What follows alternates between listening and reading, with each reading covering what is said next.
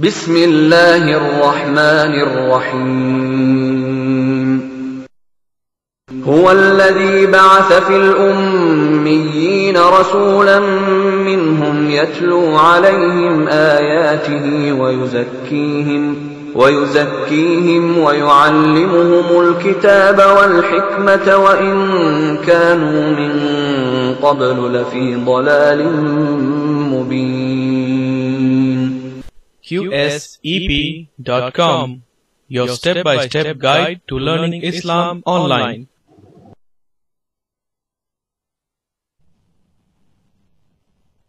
TAWHEED Explained, from the book Aqeedah TAWHEED by Shaikh Salih bin Fawzan, al-Fawzan. Presentation and Explanation by Dr. Abdullah al-Farsi.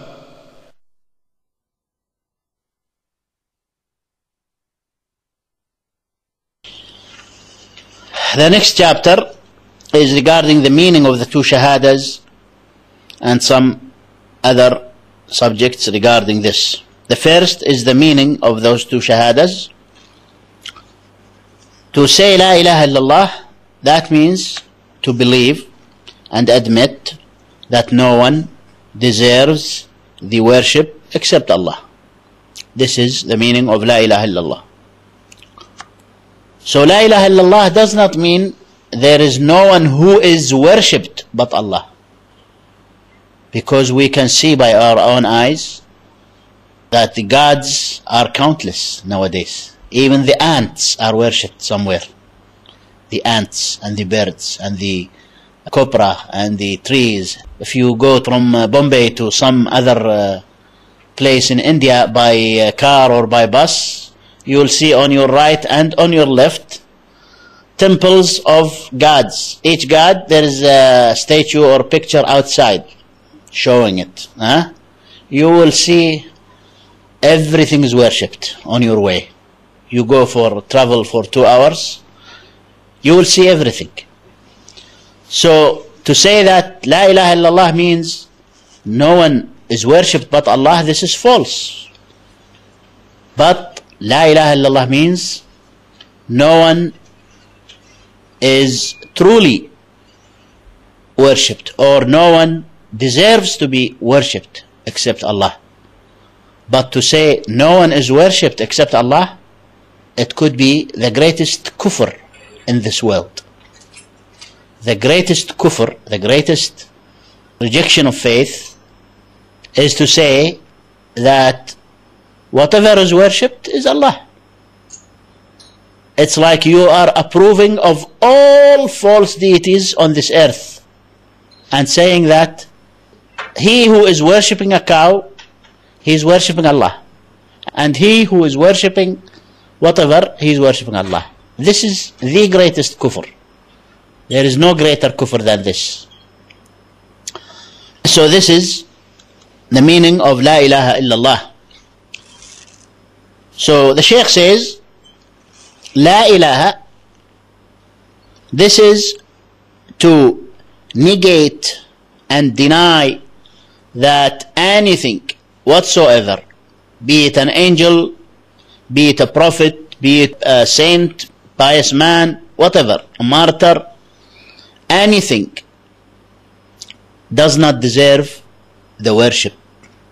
Anything does not deserve the right to be worshipped. Anything, anyone.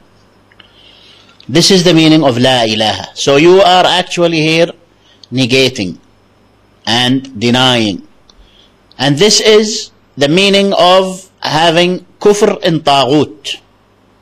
To deny the taghut, it means that you should believe and admit that no one, whoever it might be, deserves any form of worship. And this is half of your word, La ilaha illallah. And by it itself, you have not become a Muslim.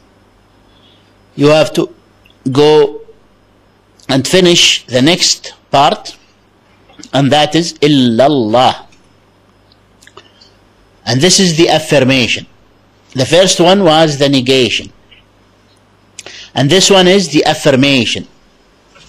to affirm that all the worship is deserved by Allah alone.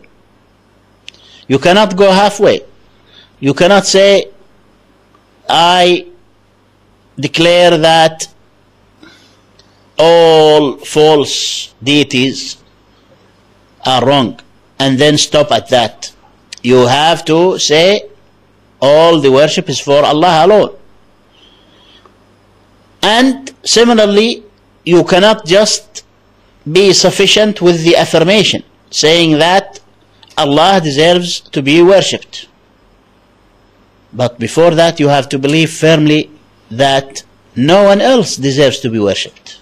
So both parts. These are the two pillars of La ilaha illallah. The negation of all false deities and the affirmation of all the worship for Allah. These are the two pillars of La ilaha illallah. And this is the meaning of Kufr in Taghut and Imanun Billah. Kufr in Taghut means the negation. Imanun Billah means the affirmation that we mentioned. So this word La ilaha illallah means La ma'buda bihaqqin siwa Allah. No one is worthy of being worshipped truly except Allah subhanahu wa ta'ala. No one is worthy of being worshipped except Allah subhanahu wa ta'ala. So you have to say worthy, you have to say truly. Otherwise, we'll go back to the greatest kufr that we mentioned earlier. When you say La ilaha illallah means La ma'buda illallah without saying bihaq, then you will be admitting of all forms of kufr that exist in this universe. Then the Shaykh says that this word has been explained in false expressions or in false meanings, like saying La ilaha illallah means La ma'buda illallah. This is what we just mentioned, and this is false. And the second one, La ilaha illallah, they have explained it to mean La khaliqa illallah, no creator, no lord, no master but Allah, no owner but Allah. This is not La ilaha illallah. This is part of La ilaha illallah. This is part of Tawheed. This is the unity in lordship. And this was the Tawheed of the Arab pagans, the mushriks, Abu Jahl and Abu Lahab. They used to admit this. So this is not the meaning of La ilaha illallah, even though it is part of the meaning of La ilaha illallah.